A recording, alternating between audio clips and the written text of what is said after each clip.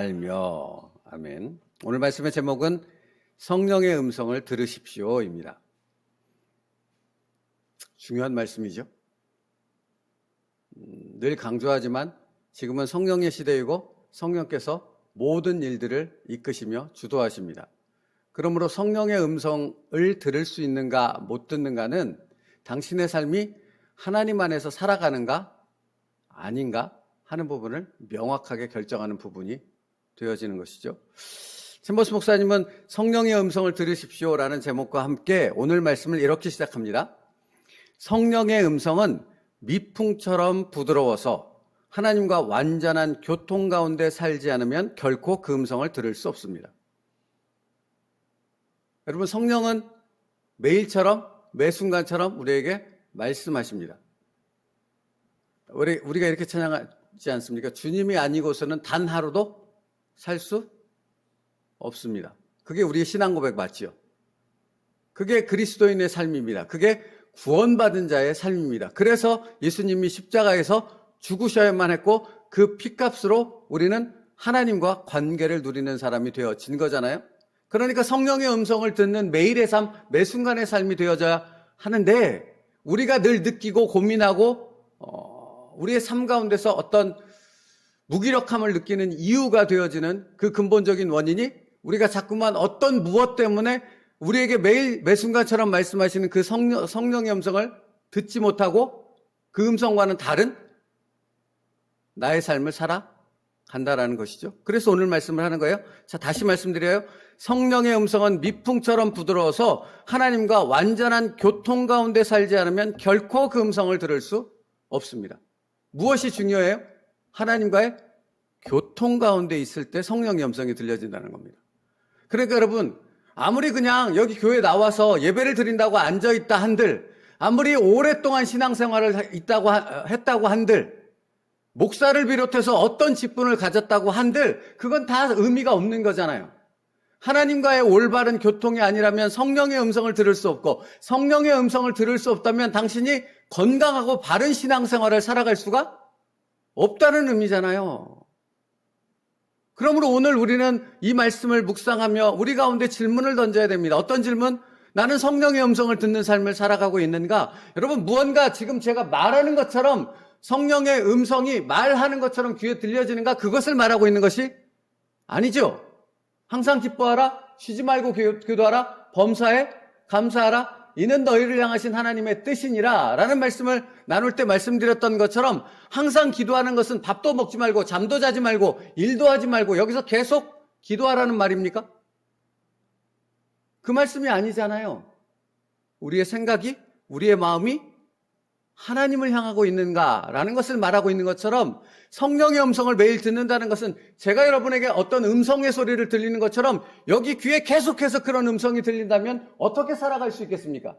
그러나 우리의 마음속에 성령의 음성이 깨달아지는 삶, 그 은혜를 누리는 삶, 그럼으로 인해서 성령과 함께 동행하는 삶을 살아가는가 하는 것을 말하고 있는 거예요. 그래서 그 다음에 말하는 것을 들어보십시오. 성령의 가책은 가장 부드럽게 오기 때문에 그분의 음성을 감지할 만큼 예민하지 않으면 당신은 성령을 소멸할 것이고 영적 생활에 문제가 생길 것입니다. 같은 얘기를 해요. 근데 뭐라고 표현하냐면 그분의 음성을 감지할 만큼 뭐하지 않으면? 예민하지 않으면, 기민하지 않으면. 그러니까 예민하다는 것, 기민하다는 것은 무엇을 얘기해요? 내가 성령을 향해 나의 마음과 생각이 고정되어 있느냐라는 거예요. 나에게 말씀하시는 그분에게 나의 마음과 생각이 고정되어 있을 때, 그러니까 그분을 향해 있을 때 그분의 음성이 들릴 수 있다는 거죠. 여기서 말씀하시는데 내 시선은 여기를 향하고 있다면 들리지 않는다라는 거예요. 그러니까 여러분, 믿음은 뭐예요? 믿음은 시선이라고요.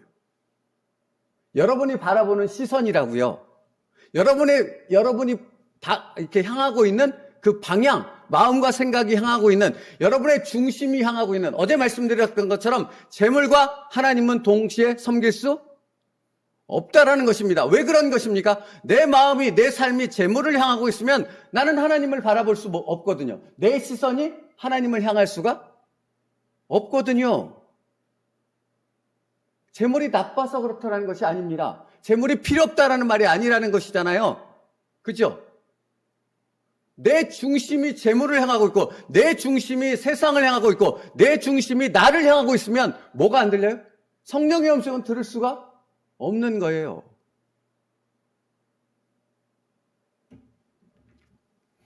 그래서 여러분, 예민하다는 것은 곧 믿음을 의미하는 것이고, 믿음이란 무엇을 얘기해요? 시선을 얘기한다고요. 여러분의 마음과 생각이 하나님을 향하고 있는가? 그러니까 몸은 여기 있는데, 몸은 예배당에 있는데 마음과 생각이 다른 곳에 가 있으면 안 들리죠, 말씀이. 들릴 턱이 없죠. 여러분, 제가 목사라니까요. 제가 목사이지만 다른 설교자 앞에 가서 여기 앉아서 예배를 드린다고 할 때 그런 경우들이 얼마나 많겠습니까? 그렇게 예배를 드리고 저보다 더 훌륭한 목사님의 설교를 듣기 위해서 가서 앉아있다고 했을 때, 그 예배당에 있다고 했을 때 내 마음과 생각이 다른 곳을 향하고 있으면 아무리 뛰어난 설교자가 설교를 해도 그 말씀이 들려지고 깨달아질 수가 없는 거죠. 이 명확한 확증을 성경이 우리에게 수없이 보여주고 있다는 거 아십니까? 우리가 주일날 살펴보는 요한복음 말씀에도 여러분, 요한복음에 유대인들은, 종교 지도자들은 누구에게 지금 말씀을 듣고 있어요? 예수님이요. 하나님이신 예수님, 살아계신 메시아이신 약속된 메시아 예수 그리스도를 통해 그분을 바로 코앞에 두고 말씀을 듣고 있죠. 근데 그들이, 우리가 요한복음을 살펴보고 있어서 말씀드리는 거예요. 요한복음 말씀에서만 봐도 그들이 예수님께 끊임없이 어떤 질문을 하는지 아세요? 이렇게 질문해요. 요한복음 10장 24절인데 유대인들이 애워싸고 이르되 당신이 언제까지나 우리의 마음을 의욕하게 하려 하나이까? 그리스도이면 밝히 말씀하옵소서. 여러분, 이 말에, 지금 이들의 고백 속에 명확한 하나님의 뜻, 하나님의 메시지가 들어있어요. 이들이 뭐라고 말해요? 지금 하나님이 보내신 그의 아들 예수 그리스도께서 말씀을 선포하고 있는 것을, 바로 그것을 지금 듣고 있고 그분을 바라보고 있는 그들이 뭐라고 지금 물어요? 당신이 그리스도이면 밝히 우리에게 알려주세요. 증거를 드러내세요. 표적을 보여주세요. 그러잖아요. 그죠? 근데 예수님이 아무리 나면서부터 안진뱅이, 나면서부터 봉사, 전혀 고칠 수 없는 중풍병자 같은 사람들을 고치는 수많은 표적을 보여줘도 그들은 믿어요? 믿지 않아요? 믿지 않아요. 여기서 천국 복음이 선포되고 있는데도 들리지 않아요. 왜입니까? 여기 유대인들의 말 속에 분명히 나온다니까. 왜입니까? 그들이 예수님을 하나님이 보내신 약속된 메시아 그리스도임을 믿지 않기 때문이에요. 그러면 답이 없는 거예요. 아무것도 들리지 않는 거예요. 그러니까 여러분, 어제 말씀과 오늘 말씀을 이어서 생각할게요. 그러니까 여러분이 오늘을 살아가는 삶 속에서 여러분 앞에 벌어지는 그 상황들이, 반복되어지는 어떤 것들, 하나님이 뜻하신 일들이 내 앞에 계속돼서 반복되어질 때, 그때 나는 무엇을 인정해야 되는 거예요? 이 삶을 주관하시는 예수 그리스도, 그분이 나의 이 삶을, 이 상황을 주관하고 계시다는 그것을 인정하고 그분을 믿음으로 바라보면 거기서 뭐가 들려요? 성령의 음성이 들려요. 성령의 뜻이 깨달아져요. 하나님의 놀라운 계획이 보이기 시작한다는 것입니다. 그렇지만 반대로 나의 벌어지고 있는 그 상황 속에서 내가 시험에 들고 내가 하나님을 믿지 않고 예수 그리스도를 믿음으로 바라보는 그 가운데 있지 않아 버리면 그 모든 상황이 다 시험거리고 그 모든 것이 다 짜증나고 그 모든 것이 믿음과는, 하나님과는 무관한 일이 되어지는 것이죠. 그래서 동일하게 예배를 드려도 전혀 다른 반응들이 나타나게 되어지는 것이죠. 그러니까 유대인들은, 종교 지도자들은 뭘 안 믿었어요? 예수님을 안 믿었어요. 그분이 그리스도임을 안 믿었어요. 그럼 아무것도 안 되는 거예요. 그러나 그분을 그리스도로 믿으면, 나의 구주로 믿으면 그게 구원 아닙니까? 그게 구원 아닙니까? 그게 그리스도인 아니냐고요. 그러면 성령의 음성이 들려지는 거죠. 누구에게나. 내가 구원받았다 말하면서 나의 삶 속에서 나의 삶을 주관하시는 그 주도권이 하나님께 있다는 사실을 내가 매일처럼 인정하지 않는다면 성령의 음성은 들려지지 않는다고요. 그게 뭐예요? 하나님과의 관계라는 거예요. 그래서 챔버스 목사님이 하나님과 완전한 교통 가운데 살지 않으면 결코 그 음성을 들을 수 없습니다 라고 말하는 것이라고요.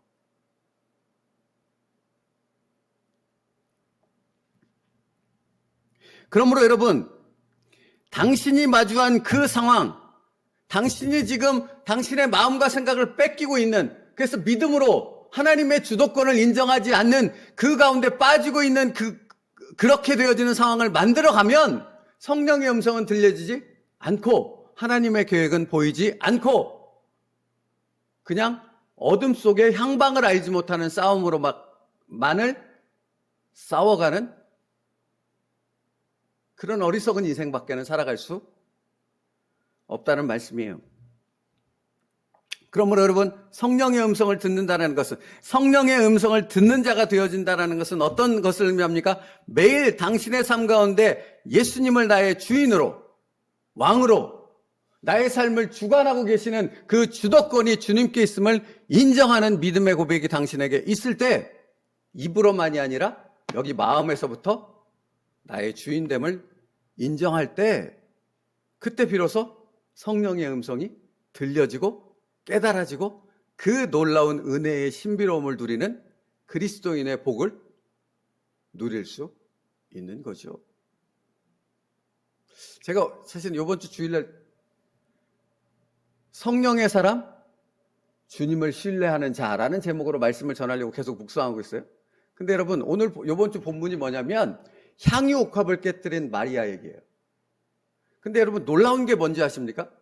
이거 주일날 해야 되는데 여기서 말씀드리면 안 되는데, 여러분, 놀라운 게 뭔지 아십니까?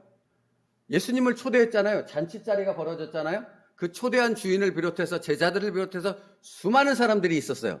근데 그 수많은 사람들의 관심이 예수 그리스도께로 겉으로는 향하고 있는 것처럼 보여지지만 그 누구도 예수님께 집중하지 않았어요. 말씀을 묵상해 보면 오직 한 사람만 예수님께 집중했어요. 누군지 아십니까? 향유옥합을 깨뜨린 마리아. 그는 모든 관심과 모든 초점이 다 예수 그리스도께로 향하고 있었다는 거죠. 예수님이 그것을 칭찬한 거예요. 그것을, 이 복음이 전해지는 모든 사람들에게 전해지게 하라고 놀라운 말씀을 선포하신 거라고요. 그러니까 여러분, 성령의 음성은 달리 어떤 기도원에 올라가고 산에 가고 신령한 곳에 간다고, 왜 귀신 받으려고 산에 올라가는 신 영접한다고 하는 그들처럼 그렇게 가서 들려지는 게 성령의 음성이 아니라고요. 당신의 삶 가운데 그 삶을 주관하시는 그 하나님을 인정하는 그 믿음, 그 믿음의 시선을 갖고 있을 때 나의 삶에 세밀하게 말씀하시는 그 성령의 음성이 내게 들려진다라는 거예요. 그 복과 은혜를 누리라는 거예요. 그러니까 여러분, 성령의 사람들은 다르다니까요. 어떤 상황을 맞닥뜨렸을 때 그 상황이 내가 좋던 싫던, 그것이 내가 계획하지 않았던 간에 그 상황 속에서 무엇을 생각해요? 하나님을 생각하죠. 이 상황을 허락하신 예수 그리스도의 목적이 어디 있는가를 생각하죠. 그러면 들려지고 깨달아진다니까요. 분별이 되어진다니까요.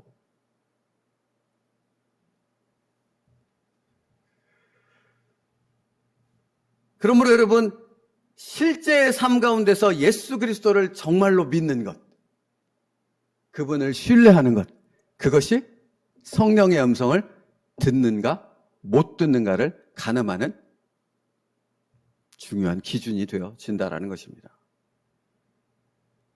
그러므로 보십시오.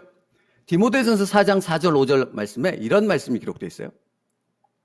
하나님께서 지으신 모든 것이 선함에 어떻게 받아요? 그것을? 감사함으로 받으면 버릴 것이 없느니라. 왜요? 여러분, 그러니까 그리스도인들이라고 맨날 기적이 일어나고 맨날 좋은 일만 있고 맨날 막 성공하고 뭐 많아지고 부유해지고 이런 일만 일어나는 것이 아닌 거죠. 그리스도인에게요, 고난이 있습니다. 아니, 오히려 더 많습니다. 이해할 수 없는 상황이 더 많이 펼쳐집니다. 당연하지요. 주도권이 나한테 없는데. 그런데 그 모든 것이 뭘로 받아요? 감사함으로 받으면 버릴 것이 없습니다. 은혜가 아닌 것이 없습니다. 그 가운데서 깨닫지 못할 성령의 음성이 없다라는 것이죠. 그러니까 이게 다른 거예요. 그러니까 제가 믿음이 시선이라고 말하는 것은 똑같은 상황이, 그러니까 내게 이전과 똑같은 상황이 벌어지는데 상황이 바뀌어서 내가 다르게 느껴지는 것이 아니라 상황은 똑같은데 뭐가 바뀐 거예요? 그것을 바라보는 내가 바뀐 거예요. 내 시선이 바뀐 거예요. 그것을 바라보는 관점이 바뀌다고요. 그러면 그것이 달리 보이기 시작하는데 그 안에서 뭘 봐요? 성령의 역사를 봐요. 하나님의 놀라운 나를 향한 계획을 봐요. 그러니까 오늘도 드릴 말씀 너무 많은데 엘리사와 그의 하인 게하시가 동일한 것을 육신의 눈으로 동일한 것을 보지만 전혀 다른 것을 봤죠. 엘리사가 왜 너는 안 보여? 그러니까 게하시가 그러잖아요. 하나님께 기도해서 나에게도 보이게 해주세요. 하나님의 군대가 가득 찬 것을 당신만 보지 않고 내 눈에도 보일 수 있게 해주세요. 라고 말하지 않습니까? 엘리사가 그를 위해서 기도했더니 하나님의 놀라운 군대가 그 아람 군대보다도 그 성을 포위한 그 엄청난 군대보다도 훨씬 더 많은 하나님의 군대가 그들을 지키고 보호하고 계심이 보여지는 것 아닙니까? 여러분 똑같은 거라니까요. 근데 믿음의 시선으로 보면 달리 보이는 겁니다. 내가 믿음의 시선으로 보지 않으면 시험거리고 문제예요. 나의 마음에 심각한 무게를 주는 하나님과 전혀 관계가 형성이 되지 않는 그런 어려움을 주는 것이 되어지지만 믿음으로 바라보면 그 똑같은 상황이 똑같은 일이 내게 은혜요, 기쁨이요, 감사함이요, 하나님의 능력을 선포하는 할렐루야를 외치는 놀라운 하나님의 역사가 되어지는 것입니다. 그러니까 문제는 뭐였어요? 성령의 음성을 듣는가? 그건 나에게 있다고요. 내가 믿음의 시선으로 있는가? 내가 하나님을 나의 삶 속에서 진정한 주인으로, 왕으로 그분의 주도권을 인정하고 있는가? 그래서 여러분 이렇게 말해요.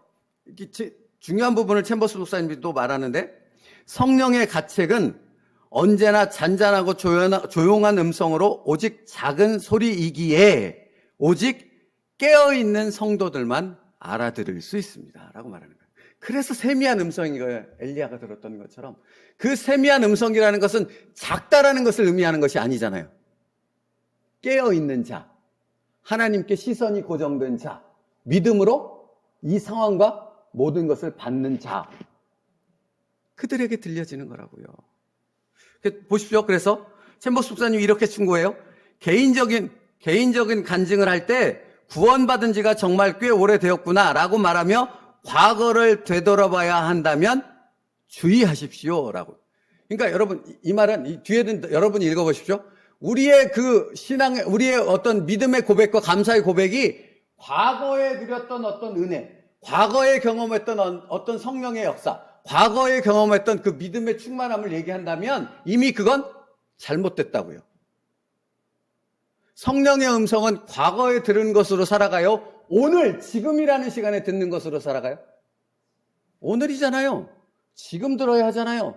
과거에 들었던 것은 무의미하다는 거예요. 그러니까 당신의 고백이 내 신앙이 과거에는 좋았어, 이처럼 화려했어, 우리 교회는 이처럼 위대했어, 다 필요 없다고요. 지금 내 믿음의 시선이 성령께 향하고 있으므로 오늘 그 성령의 음성이 깨달아지는가가 제일 중요하다고요.